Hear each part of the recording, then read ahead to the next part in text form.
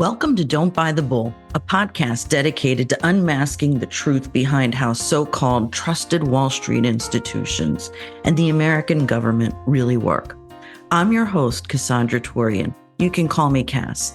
I'm a seasoned former equity analyst, investment manager, and former Wall Street Journal all-star analyst. And I'm passionate about helping people think for themselves by teaching them about things like investing, which may not be their forte.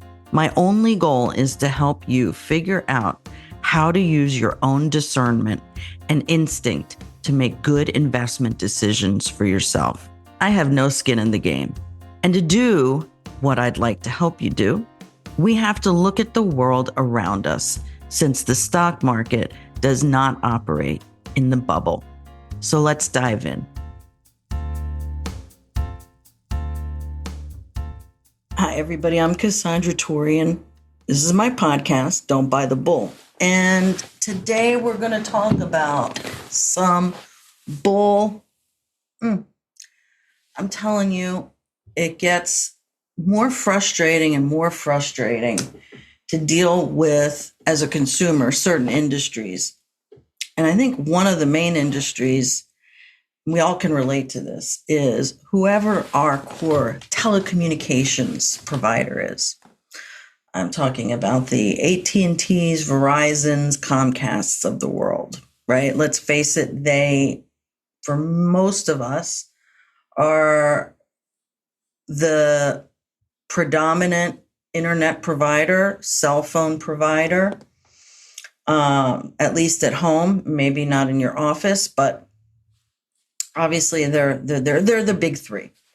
And I got to tell you, I've been very disturbed by some of the things I've been looking at lately happening. Number one, did you even know that a couple weeks ago, AT&T had hundreds of millions of customer data stolen and put out on the dark web? I just happened to catch that one day in a quiet little blurb somewhere. It was not major news. I'm shocked at that. That's a major thing. Hundreds of millions, like at least a couple 100 million. So I'm thinking to myself a couple of things. Number one, why would not they take a page out of the how do you recover customer service wise from a major faux pas and really try and get ahead of the curve? So that's number one. And then number two, I'm thinking, I am a customer of AT&T. How come they haven't even contacted me to tell me this? Was I dreaming this whole event? No, I was not.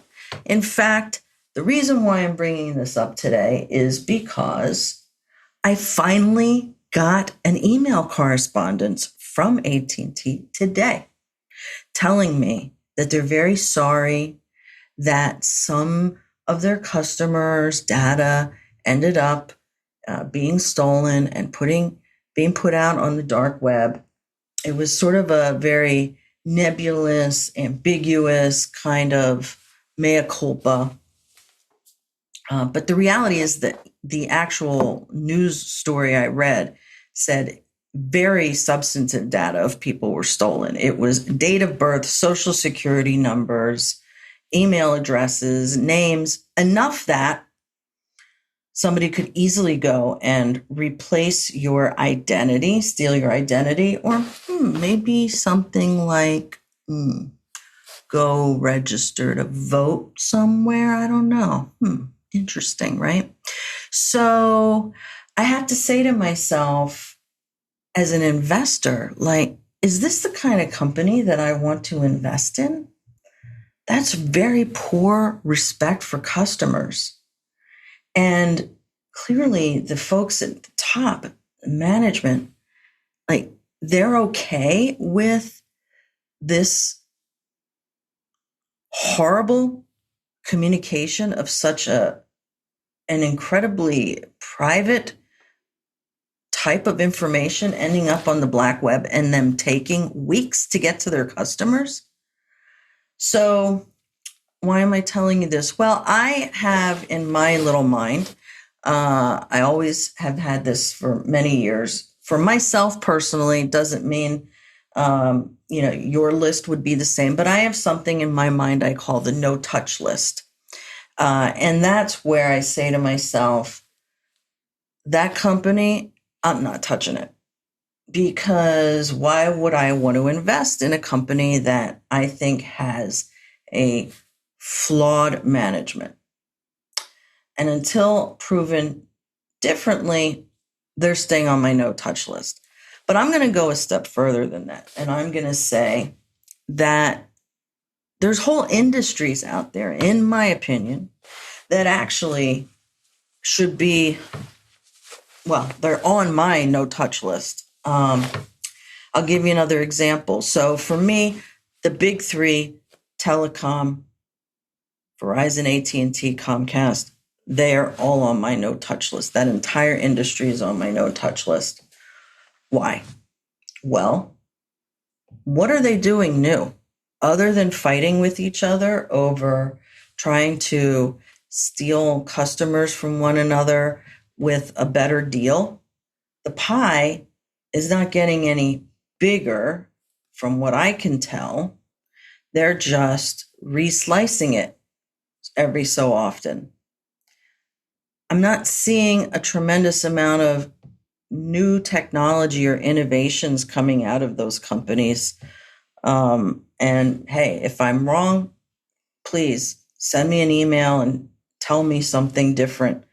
But they seem to all be swimming in the same pool together, and I'm just not sure that that's going to be the right pool to be in the next couple of years. I think that there's some innovative, disruptive, better technology out there.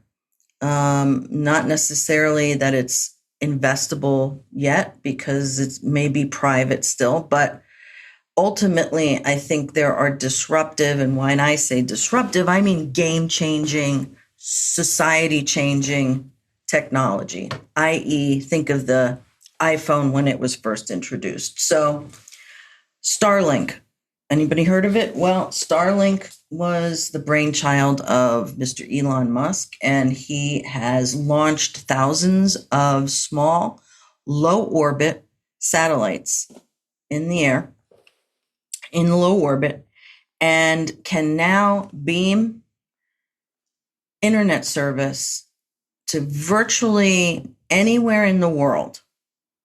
No cable lines, no fiber optics, no nothing. So,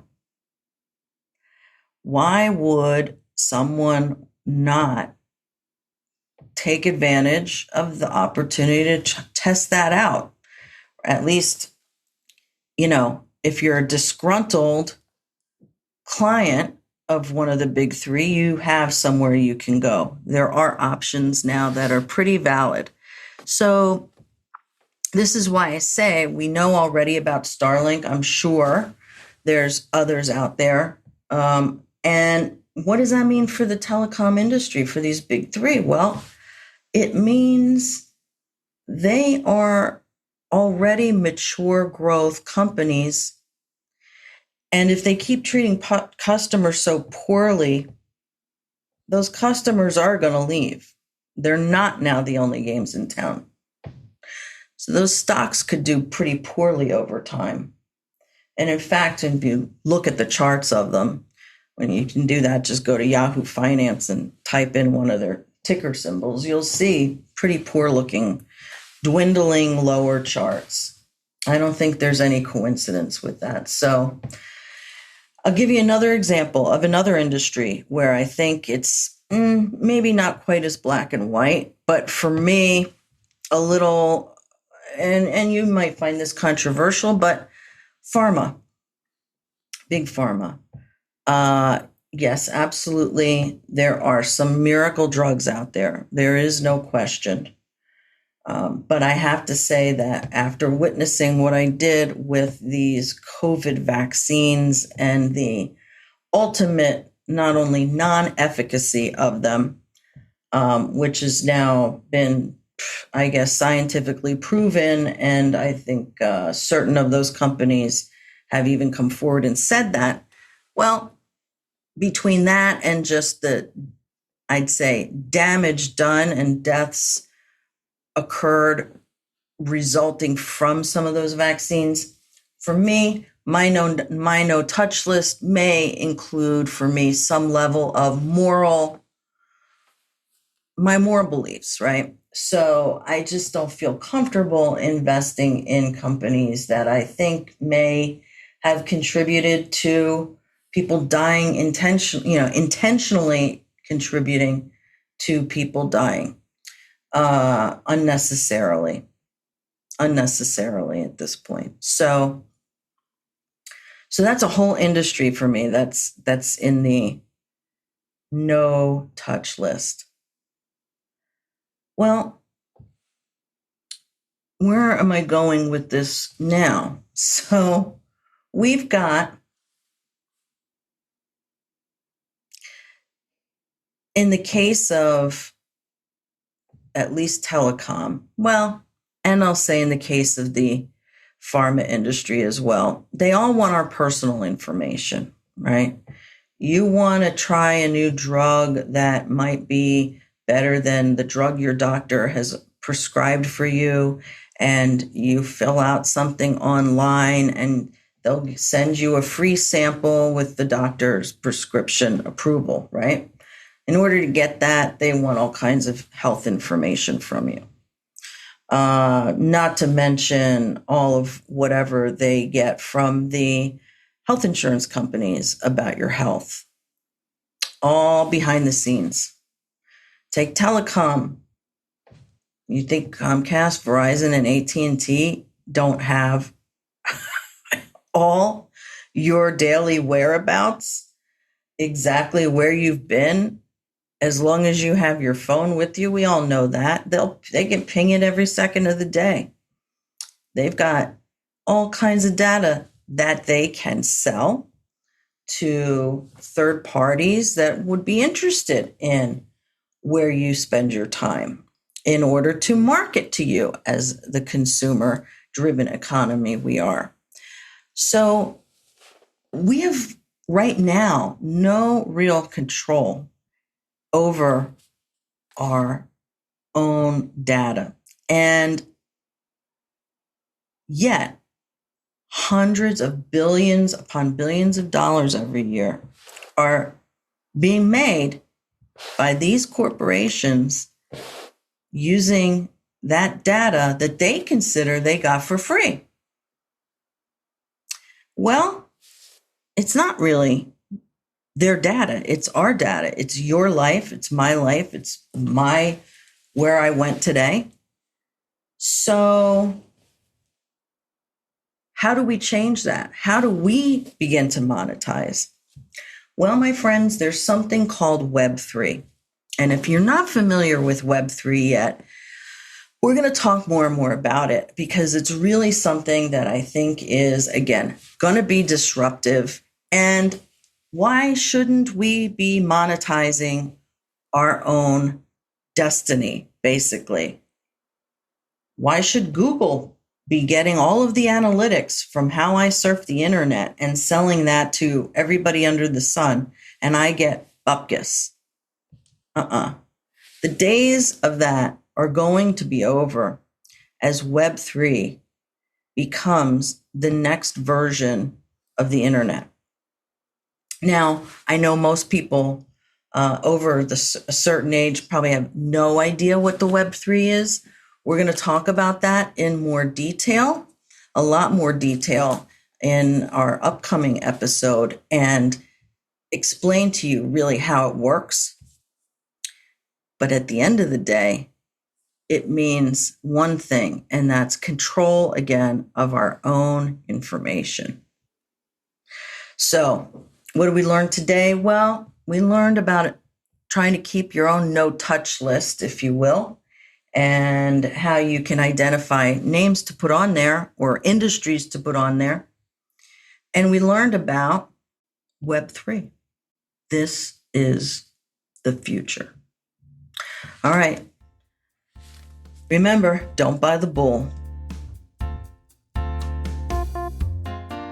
Thanks so much for tuning into this episode. I really do appreciate it. Be sure to subscribe to the show, and that way you'll get updates about new episodes. Or if you really liked it, maybe you can share it to other folks you know. That I would really appreciate. So until next time, this is your reminder not to buy the bull. Ciao.